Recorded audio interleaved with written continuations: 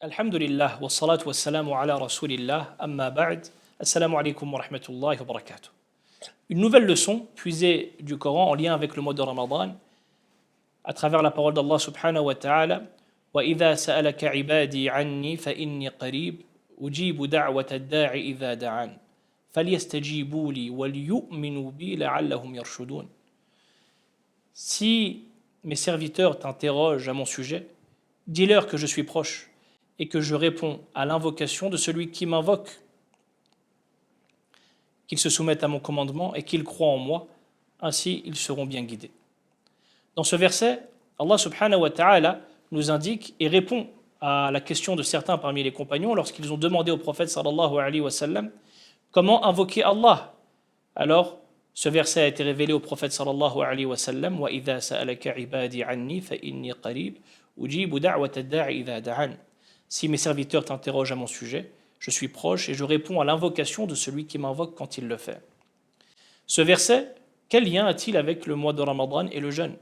Eh bien, tout simplement, ce verset a été révélé entre les versets du jeûne, dans Surat al-Baqarah. Il est donc important de comprendre le lien qu'il y a entre l'invocation d'Allah subhanahu wa ta'ala et le jeûne, ou bien même le mois de Ramadan. Concernant le jeûne en particulier, eh bien, il est recommandé pour le jeûneur d'invoquer Allah subhanahu wa ta'ala, en espérant que cette invocation soit exaucée.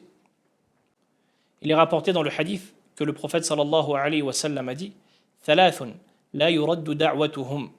3 personnes pour qui les invocations ne sont pas rejetées. Et il a évoqué parmi eux As-sa'im hatta yuftir, le jeûneur jusqu'à ce qu'il rompe son jeûne.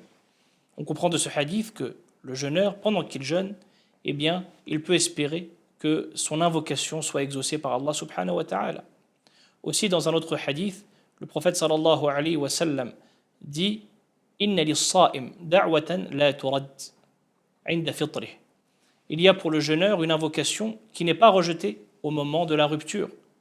C'est pourquoi il est recommandé pour le jeûneur, au moment où il rompt son jeûne, d'invoquer Allah subhanahu wa ta'ala en espérant que cette invocation soit exaucée.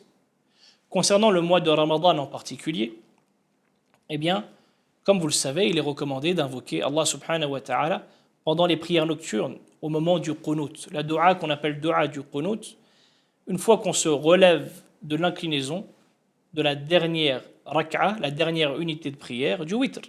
C'est un moment dans lequel on invoque Allah subhanahu wa ta'ala. Et aussi, Aïcha radiallahu anha nous indique que l'invocation fait partie de ce mois-là lorsqu'elle demande au prophète sallallahu alayhi wa sallam ô messager d'Allah, si jamais j'arrive à savoir quand se trouve Laylatul Qadr, que dois-je dire? C'est-à-dire, que dois-je dire comme invocation? Tout cela nous montre qu'il y a un lien étroit entre la dua, l'invocation et le mois de Ramadan et le jeûne en général.